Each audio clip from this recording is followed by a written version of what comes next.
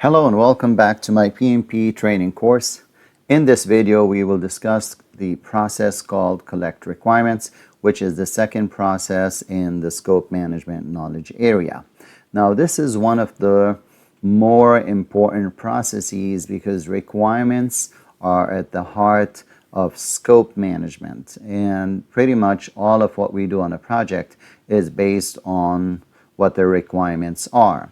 When we had a project charter initially to start a project, the charter would have listed the high-level objectives of the client or customer, and the next steps that we do after that is identify stakeholders, meet up with them, and collect their requirements and specifications. So in other words, we take what the customer wants as a high-level business need, we convert that into a set of requirements, which we later on schedule activities and resources for us to be able to implement those requirements. Collect requirements is the process where we document what the customer wants, what their expectations are. Every customer has expectations on what the end product is going to look like, and they also have expectations on what the project needs to meet. So from the project side here, we can think about time requirements, budget requirements, compliance, types of resources that they want us to use, maybe in-house resources or maybe external resources. So they might have some project-related requirements, as well as the product requirements, which are the descriptive aspects of the end product. If you're making a table, then what does the table look like? Its specifications, length, width, height. If it's a building, how many floors, and maybe if it's a process, then functions within a process, roles, responsibilities. These would be considered the technical specs. So these would be product requirements. Now, the project's success is going to be directly impacted by our efficiency in capturing and managing requirements, and also it's going to require participation from stakeholders. If stakeholders don't agree to meet with you to collect, to share information on how things are right now or what they expect of the end product, then you might have a difficult time collecting enough requirements for you to be able to work on this project. The process that we use to collect requirements is called elicitation. Elicitation is another word for collecting. However, it means drawing out information. And if you've ever tried to collect requirements, you probably know that collecting requirements is not an easy process, mainly because these customers or stakeholders don't really have enough information, and you're at a loss sometimes for where the information needs to come from. So elicitation is drawing out information that you need for you to be able to implement the project. And once you get that information from them, you want to record it in enough detail so that it can be used later on for confirmation of delivery. So if you said the wall must be 8 feet tall, then later on the acceptance criteria would be that if we measured the height of the wall, it will be 8 feet tall. So then we need to be able to document these requirements clearly enough so that we can test them later on. We usually want to start with the project charter or any information that is available to us early on, such as business cases or contracts. But project charters in this case here would have high-level objectives of the organization, and then from there we identify who the stakeholders are, go meet up with them. The stakeholders are typically listed in a document called the Stakeholder Register, which we will cover when we get to the stakeholder management knowledge area. But we would have them on a list, set up some time with these different stakeholders based on their experiences or role, and then we sit with them and using different techniques that we will now cover soon and get requirements from them. So what is a requirement? A requirement can be one of two things. It's either a condition or a capability. A condition would be something that is mandated on the project. So timelines, cost, like budget, could be, for example, the way they want the documentation at the end, the type of resources that should be on the project, like how many senior managers are there, at all times? Should they be PMP certified? Also, the meetings that they require, how often they want you to meet with them and update them, the way they want you to update them. These are requirements that don't describe the product in any way, but instead they discuss how the project should be managed. So we call them project requirements. So those project requirements tend to be most of the time part of the conditions that are mandated on you. Other than conditions, we also have capabilities. So other than condition, we have capabilities. These capabilities are the descriptive aspects of the end product. So if this is a car, or if it's a building, then all specs about that car or the building, the height, the number of rooms, if it's a building, the elevator aspects, security system, maybe the color, the spaces, the number of units that are in it. These are part of the capabilities. Capabilities may refer to technical aspects of the system, how it interfaces with something else, what it does, may have to do with the look of it, may have to do with the size, or what it actually does. If this was a business process, then maybe how fast it can complete, how many of a certain, if it's not a process, let's say if it's a processor, then how many transactions it can do per minute or per hour, per day. So what the system can do, what it looks like. These are all part of the capability requirements. Conditions, again, what the system must comply with. And so we need to be able to extract from stakeholders or from documents the requirements that are conditions or capabilities that have to be met by the system or the product or the service or the result, right, in order to satisfy what the stakeholders are expecting from this project. Now, requirements usually would be quantifiable, and we need to document them in a way that we can validate later on. So we consider them to be the quantified and documented needs, wants, and expectations of the sponsor or the stakeholders. So just to stress these points again, there are project requirements and there are product requirements. Project requirements could be number of meetings you need to have, project management reports that they need, staff that they need to be on the project, communication that needs to happen on the project, whereas product requirements would be referring to the technical specs of the end result. Now, moving on, this is the table that PMI gives us. It includes the inputs, tools, techniques, and outputs. And in here, you'll see that one of the key inputs is going to be your project charter. That's a key input. The reason it's an input is it has all of the high-level objectives, goals, and so on.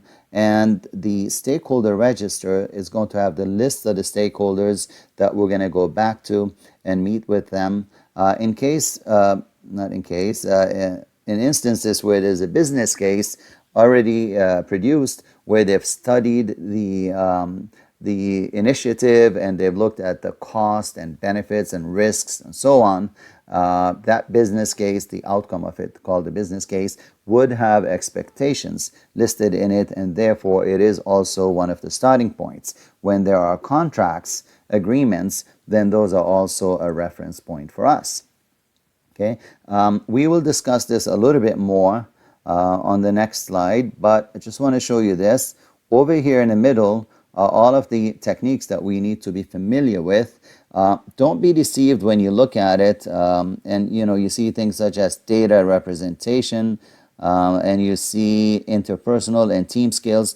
These are big sections that have several techniques in them, and so you need to know the underlying techniques.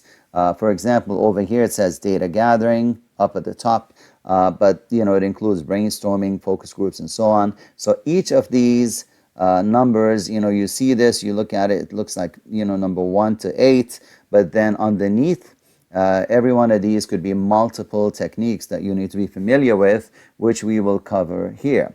There's a very good chance that this video might be split into more than one part because it's pretty long if I do it in one long run.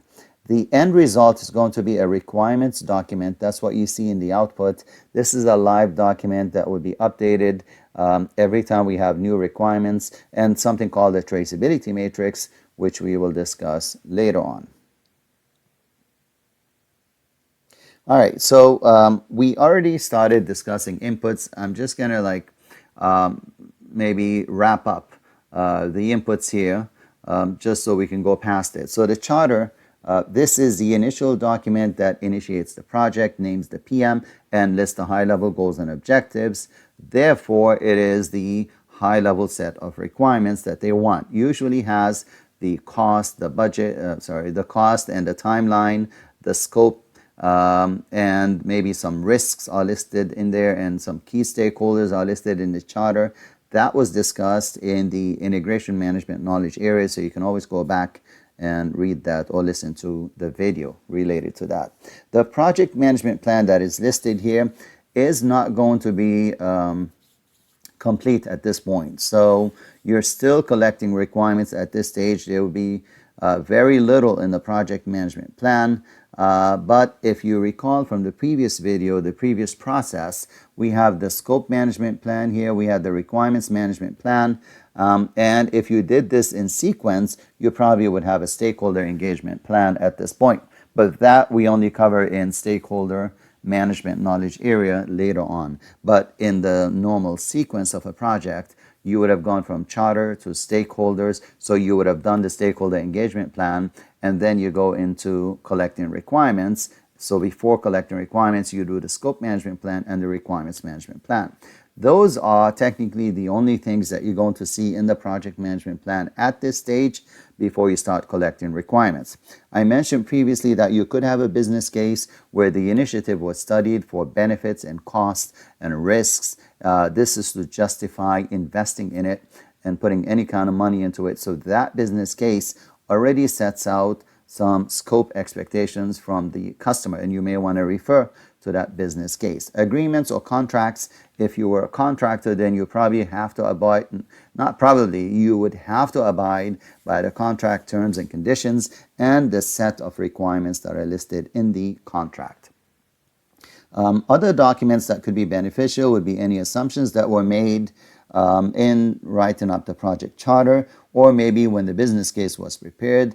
If there was an assumption log, then you may need to refer to that. An assumption is an expectation of the environment of the project, and we base all our plans based on these assumptions. So assuming, for example, that there are available vendors for a specific function to be developed in the solution, means that we don't have the requirement, we're not mandated to have the requirement to do this ourselves. We can always outsource this portion of it. So these assumptions play a huge role in how we plan out our projects. So whenever we have assumptions, we need to review those. Lessons learned from previous projects, from the past, from current ongoing projects.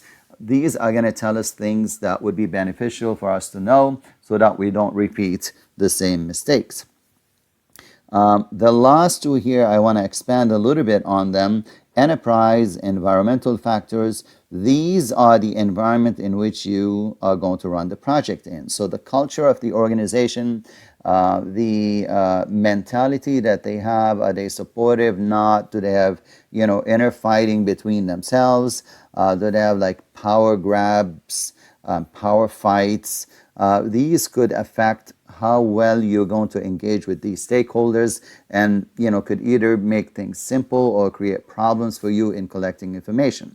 Marketplace, infrastructure, personnel, admin. This is going to tell you about the bigger picture environment. So if you are going to run a project in an industry that is well understood, that has a lot of information out there, then that factor is going to help you a lot. If you are working in a very unique niche type product and you're trying to collect requirements, then the marketplace isn't going to offer a lot for you. So understanding the environment in which you're doing this, and knowing what you can get out of that environment and how much information is available in that environment is going to make a difference. The last one here, organizational process assets. these could be constraints on you. So policies, rules, laws, regulations, business rules, all of these things would eventually become requirements for you. You cannot avoid them. So any law that says you must do this before you can do that, that's a requirement. Or if the company has its own policies, all of its policies are essentially requirements for you. You cannot do anything outside of that without prior approval. So the procedures or policies or rules that the organization abides by are going to be most of the time mandatory on you in running your projects. Now, besides that, if they have this part of it, which is, the historical records, right? If they have a knowledge base, if they have previous projects that are similar in nature, you should be able to tap into those and collect requirements from them. All right. You should be able to look at previous similar projects and look at the requirements documentation and look at all changes that have happened, risks, and so on. And that would be an excellent starting point for you to be able to get your requirements for that specific project. Now let's start with the techniques for collecting requirements. As it is throughout the PMBOK, expert judgment is one of the tools that you will see throughout the PMBOK. And the reason we have that is because in every step of project management, you'll always be able to tap into somebody's expertise. And in this case, you might need someone who is familiar with business analysis, which focuses heavily on collecting and managing and analyzing requirements. So someone who's pretty good with eliciting requirements, analyzing, documenting these requirements, or maybe someone who's worked in a similar project before. They're probably familiar with how to do this, and they're probably familiar with a lot of the requirements associated with these types of projects.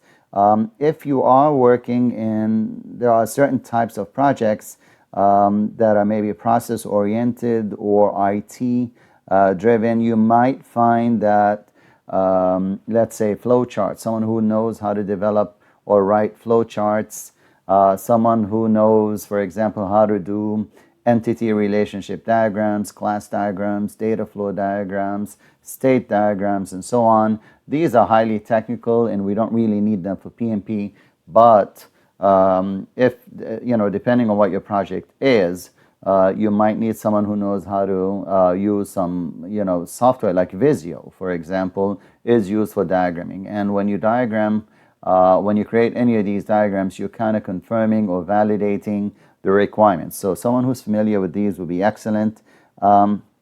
Facilitation, if you're not the type that knows how to manage a workshop, keep it in check, in order, then you might need the help of somebody else who can do this. Workshops, focus groups, brainstorming sessions, even interviews. You might need someone who can guide that activity and make sure that it runs according to plan. So that's why you see facilitation here. Conflict management comes in handy where you see discrepancies or maybe conflicting information, people giving you different requirements, or maybe people who don't agree on a set of requirements. Then you might need to tap into your conflict management skills in order to resolve the issue that is on hand for the set of the for the requirements that you're trying to resolve. All right, moving forward, we start with the data gathering techniques, and the first one that you see there is brainstorming. Brainstorming, we all do brainstorming, but a lot of people don't really differentiate between brainstorming and workshops. Brainstorming is like a workshop, except that we don't allow for any arguments or discussions of the requirements. Instead, what we allow for is a free flow of ideas and requirements. So in a brainstorming session to collect requirements, we would have an agenda, a set of topics, or even components that we want to get requirements on. We would invite people that are relevant to that topic, and they will sit there and they will give us ideas or requirements. We will just document these things, but we will not allow for people to discuss or argue or shoot down or whatever. that can be held back for later when we do the workshop. So maybe you want to collect the requirements in a brainstorming session, take a break, then come back and do a workshop where people can discuss the requirements that were collected. So that's the key thing about brainstorming, is that it is intended to generate and collect multiple ideas without stopping anyone and without analyzing much. Right, the next one is interviews, and these are frequently done by us. We go meet with the stakeholders, typically in their own environment, in their own office, and we ask them questions and we try to clarify stuff. So I want to add here that there are two types of interviews that we do. There's structured interviews and there's unstructured interviews. If you're meeting with someone who's an expert in a specific field, you most likely would have a set of questions that you would have prepared, and you want to go there, sit with them, and ask them all these questions. These are called structured interviews because you have a structured list of questions that you want to get through. Now, if you're meeting with someone who is, let's say, a senior manager, and you want to discuss the goals and objectives of the project, then you probably don't have much in terms of questions that are ready, and it is called unstructured because you just started out with the goals and objectives, and you're just going through. You're just having a discussion, and you're hoping that somewhere in the discussion information is coming out that is beneficial to you for the project. So that's what interviews are.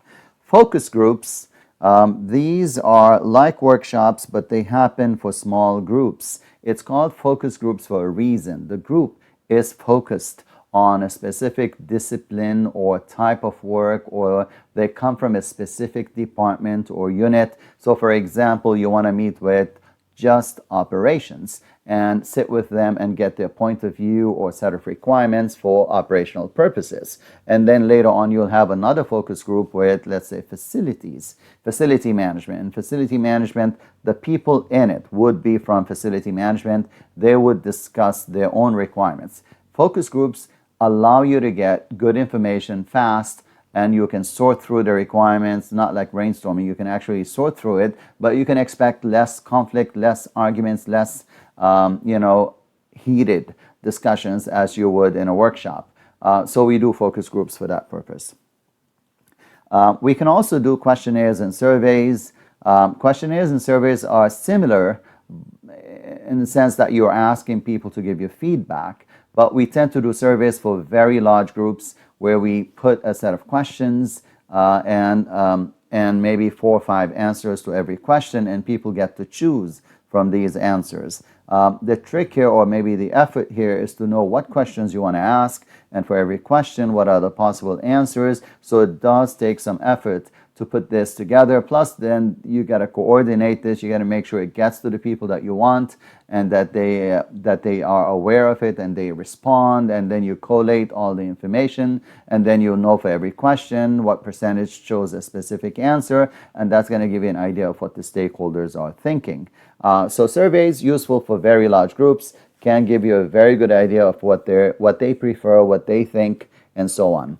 On the left-hand side here, you see questionnaires.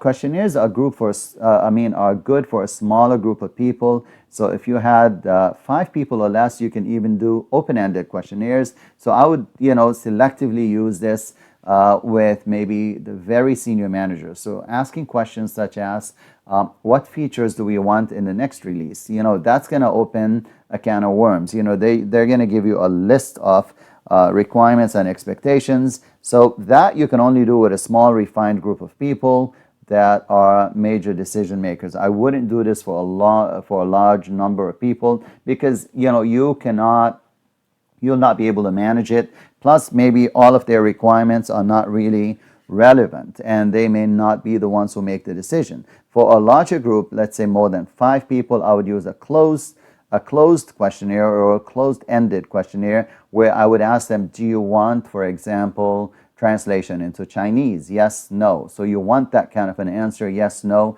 So it's just one answer. That's what you get with a closed-ended questionnaire. Open-ended questionnaires would be like, who should we target on the next marketing campaign? And you're just leaving it wide open. So only use open-ended questionnaires for a very small group of people, a handful, and maybe closed-ended questionnaires for maybe 5 to 15 people. Beyond that, I would say, stick with surveys, and that would be the better approach to follow. All right, next technique that we want to discuss is benchmarking. Benchmarking refers to comparing your own product or process or practice to those of comparable organizations that know how to do it well. Now, the comparable organizations can be within your own company, can be outside of your own company. They can also be within your industry or outside of your industry. So it is not unusual for a hospital to compare with a hotel for its own patient experience versus guest experience. There's a lot of similarities there. Customer service, for example, can be replicated against multiple industries. So we want to compare against those who do it best. So those who have the best practices being used and generate ideas that we can then maybe evaluate for whether we can use in our own project. And that would be, it wouldn't be a bad idea to start your requirements gathering using benchmarking.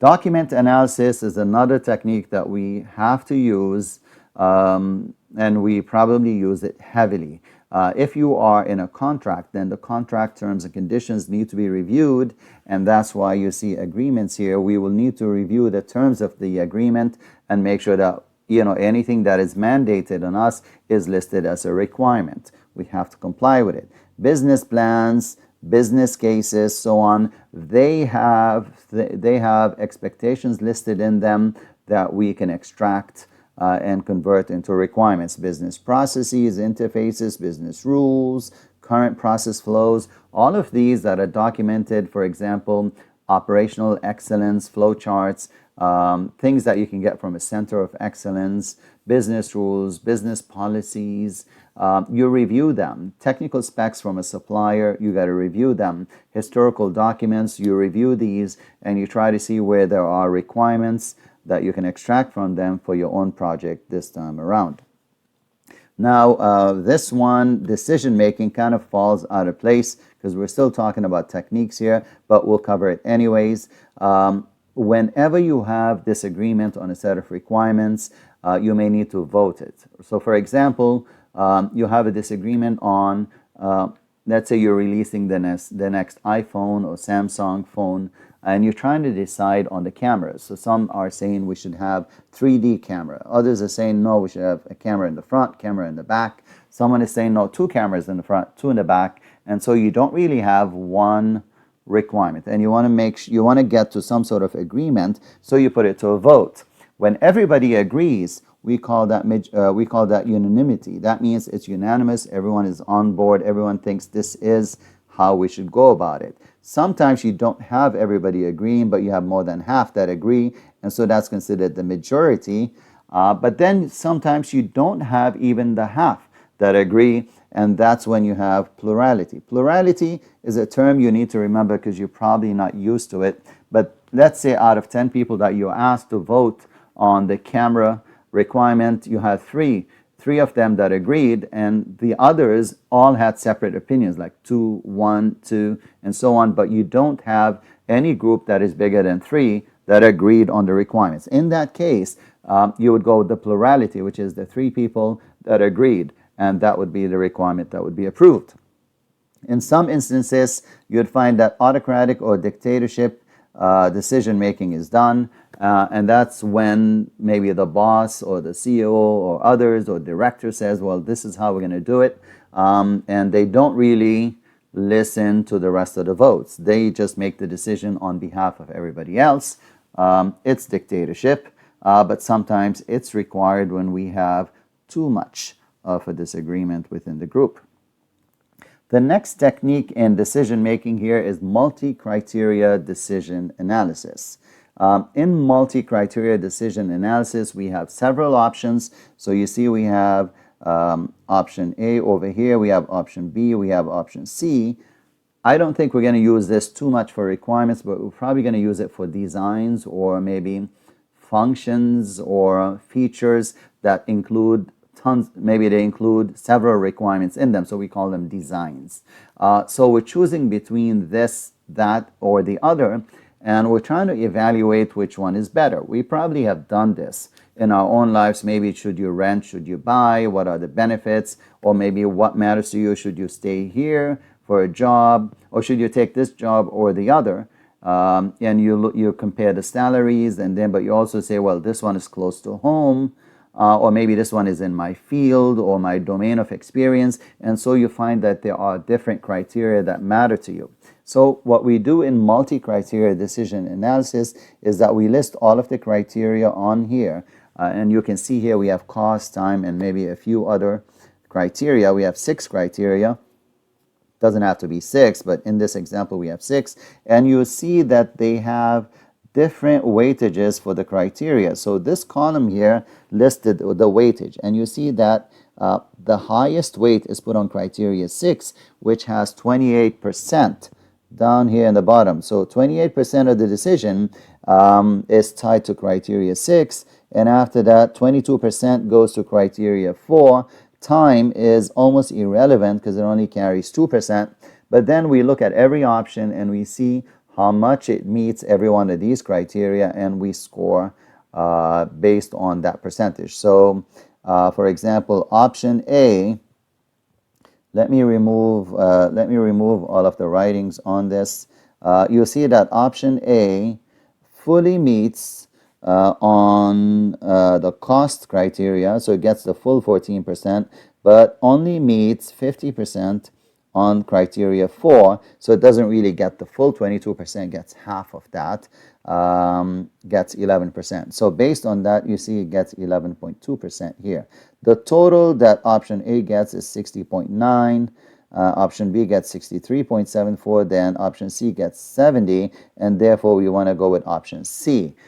You don't really need to know the math too much here, although I would recommend that you do it. You don't need to know it for this section, but you do need to know it someplace else. But that's what it looks like, right? You're comparing different options based on different weightages. Sometimes we refer to this as average weighted criteria, but you can also call it multi-criteria decision analysis. And we use this when we have requirements or design of requirements that we are unsure of which one presents a better option, and we need to decide. The next one here is the affinity diagrams. And although it's called an affinity diagram, it's called a diagram, it's not really a diagram. It's done as an activity where everybody is given a post-it note or several post-it notes, and we're trying to come up with requirements. And so you write one requirement per post-it note, and then we go up to a whiteboard or a wall, and then we paste the post-it note based on what's in it. So for example, I have one requirement that I wrote on a post-it note for, let's say, security, right? And I go put it on one side of the wall. Then the other requirement is about the interfaces. So I put it on a different side of the wall. So I may go and do this. Let me just mark on these. So I put this here because this has to do with security. I put that one, it has to do with interfaces, right? And maybe I put another one down here that has to do with location requirement. And then somebody else comes up with their own requirements, and they try to match their post-it notes to your post-it notes. And if they find something related to security, they're probably going to put it right next to you, next to that one. And the reason is they are related to the same topic. So we start to relate the post-it notes by topic, and by the time everybody's gone around and done this, we have a nicely categorized set of requirements with every post-it note holding one requirement. Then later on we can sort through them, and that helps us get the requirements for the project. It's a very nice exercise. I've used it a lot, and I'd highly recommend that you also try using that. The next one we want to discuss is mind mapping. In mind mapping, you'll start with your idea down here, and then you start to branch it out. Okay, you branch it out by subsets of the idea. So let's say we want to talk about the looks of the ATM that we are rolling out. We might talk about the color, and that one branch will be the color. The other could be the material, external material, and then there could be something about the material durability and maybe price, and then maybe we have a requirement for each portion of it. So it's a way to branch out or maybe break down every component of the requirement into subcomponents, and then analyzing each and then coming up with a requirement for every one of these. By the time you finish mind mapping this, it looks like it looks like something nice. I mean, it could look like a spider web over here, but it could look like something really nice that you see on the right here, and you can color it and so on to give it a flavor. But it's a good way to visualize all the different subsets of your solution. I can take a solution like an airplane and break it down into, for example, the engine, and then the wings, and then the cargo area, the pilot's cockpit, the entertainment system, and so on. You get the idea. And then for every one of these, there are different subsets that we need to get requirements for, and it could be a good starting point to sort out your thoughts and identify requirements. We talked about voting. Another word for voting is called nomination. So nominal group technique is where we nominate certain requirements to be ranked higher. So let's say you ended up with 38 requirements and you don't know, you have limited time, so you can only fit so many of them. Then we may want to vote where the priorities are. So we vote. You can vote in different ways, but the idea is at the end, you want to be able to rank all of the ideas from most important to least important, and so on. So this is what they call nominal group technique.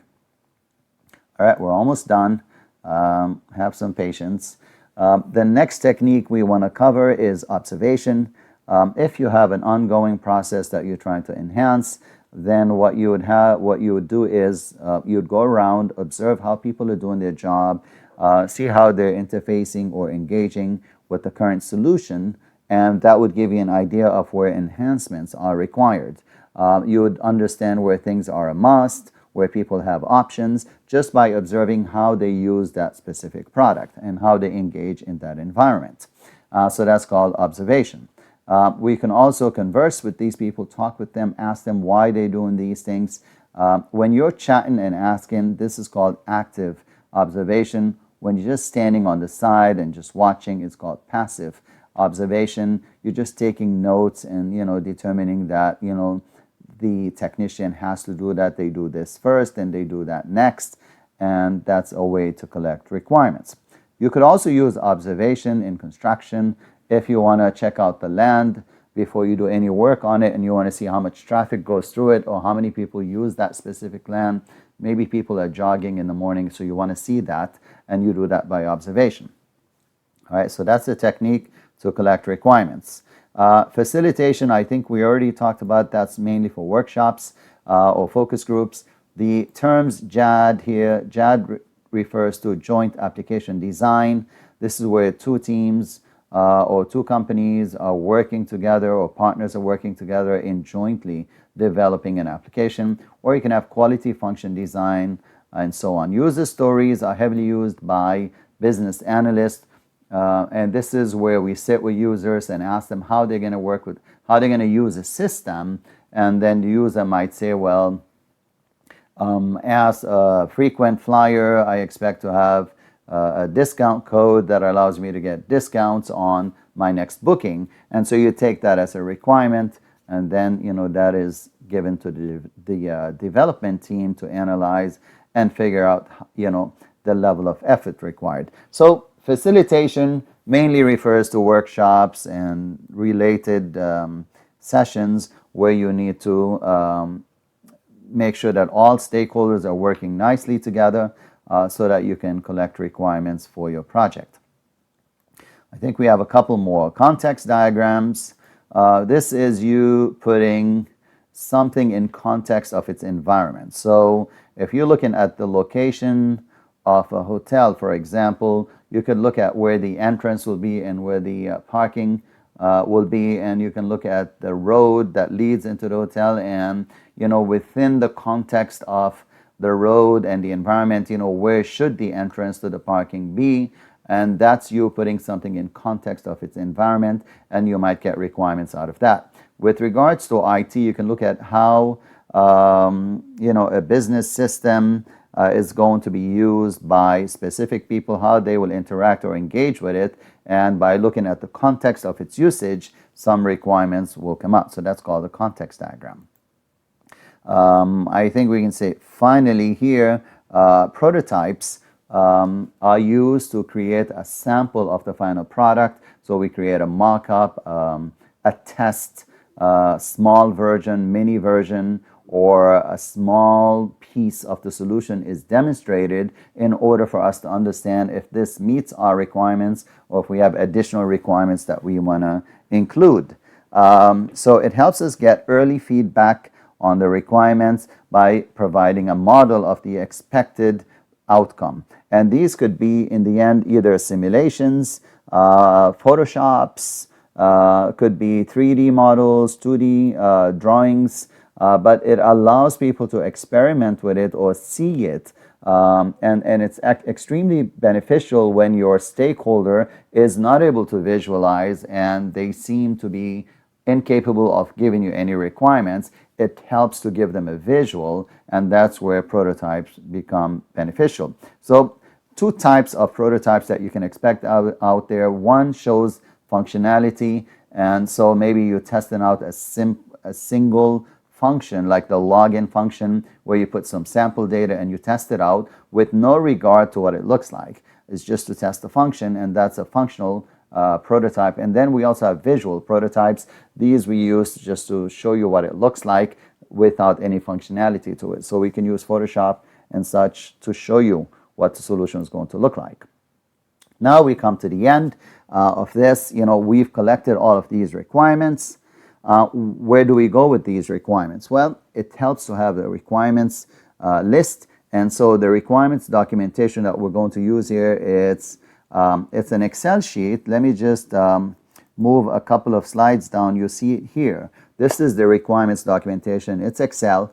And what you want to do is you want to, if you want, you can put an ID to some of these requirements. So you have an ID here. This here would list the requirement. Maybe you could put additional technical specs here. You could put the high-level requirement on the left, maybe additional details here. It's really up to you how you want to list the requirements. Any basic Excel sheet will do. You just want a list of all of the requirements that you collected. I personally like to categorize my requirements because we have different types and I may need to outsource one set of the requirements that I don't usually handle as a company. I can even do subcategorizing of the requirements and so on. In addition, I probably want to list who gave me that requirement. So that's the stakeholder that asked for the requirement. Keep their contact details handy.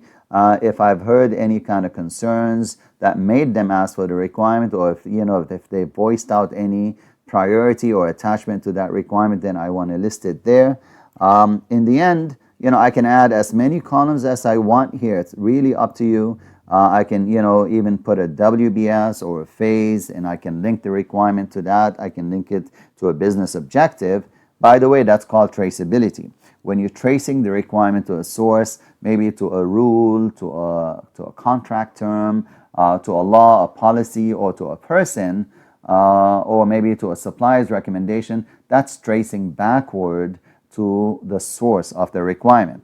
And over here, you see that I want to list whether this requirement was approved, and I may also mark it, for whether it was approved for this release or next release. So this is called a requirements document. It's actually a little bit more than a requirements document. It's also a traceability matrix. So later on here, you see the term traceability matrix shows up, and for me, it is the same requirements document, but it has all the information about the source of the requirement and where the requirement ended up in the final solution. I want to link it to a piece of the WBS.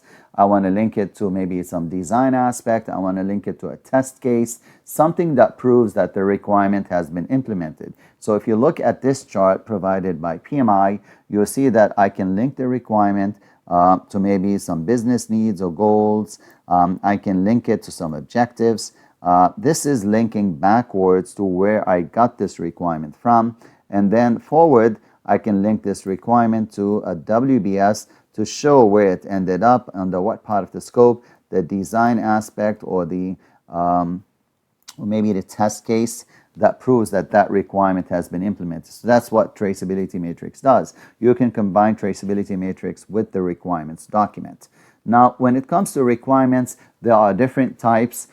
It's not like we're going to list them that way. We just list our requirements. But one thing you want to note here, and this is really important, is that you don't want to just collect all the technical requirements. So a lot of people collect functional requirements, like what should the system do?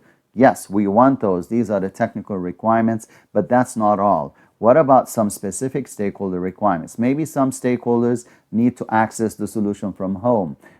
They have their own specific needs. Some stakeholders need certain translations to be there, ease of use, accessibility type requirements. These are stakeholder requirements. We also want to get those requirements. We also don't want to forget about the business requirements, like we don't want to overspend. We don't want to take too long to implement the solution. We want to make sure that it is scalable or not, or that it connects to existing systems, that it complies with certain rules that they have, or it fits within their branding requirements. So take what the business wants, understand their high-level requirements, take what some specific stakeholders want, understand the technical solution expectations, even the non-functional requirements. These are like the looks of the system, not necessarily what the system does, but what it looks like, how fast, how safe. These are non-functional requirements. You want to collect these. And you also want to get the project requirements, like the service level agreements, key performance indicators, acceptance criteria. What does the organization or buyer or your management mandate on you as you work on the project? Sometimes there are confidentiality requirements, there are performance requirements, and those are needed. So you also want to collect project requirements.